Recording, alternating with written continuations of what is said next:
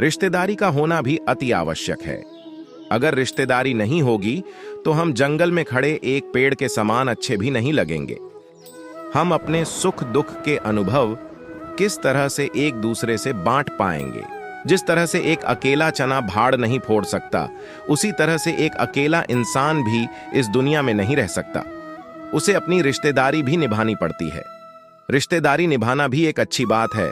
चाचा, बुआ, आंटी, मौसी, बहन, भाई, ये सब रिश्ते सदियों से चले आ रहे हैं। इन सब का भी हमारे जीवन में एक अहम रोल है। अगर हम अपने रिश्तेदारी से नजदीकियां बनाकर रखते हैं तो हमारे प्यार में थोड़ी सी कमी आ जाती है।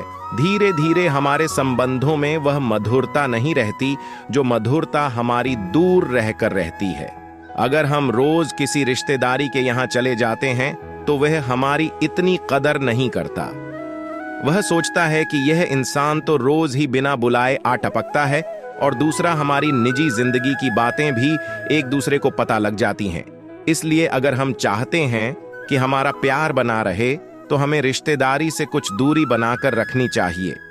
तभी हम सुखी जीवन की और प्यार भरे जीवन की कल्पना कर सकते हैं।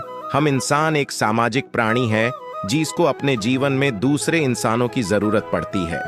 जहां तक रिश्तेदारी की बात करें तो इंसान के जन्म से पहले रिश्ते तैयार रहते हैं।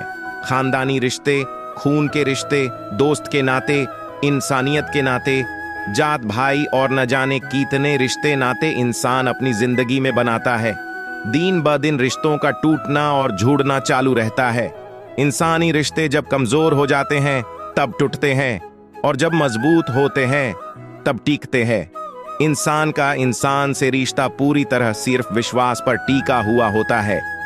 हमें सभी रिश्तेदारों को एक ही नजरिए से देखना गलत है।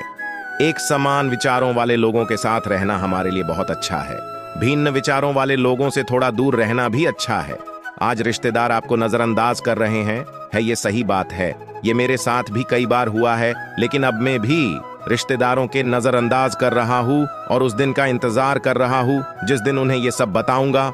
आजकल की यारी, दोस्ती, रिश्तेदारी सब जरूरतों पर ही टिकती है।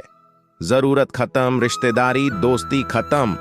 दूसरी बात यह हो सकती है कि लोग एक दूसरे तक एक दूसरे की गोपनीय बात पहुंचा देते होंगे। तीसरी बात यह भी हो सकती है कि लोगों के पास टाइम ही ना हो। चौथा कारण यह हो सकता है, जब मैं तुम्हें चाय तक नहीं पिला सकता तो तुमसे चाय क्यों पीऊं।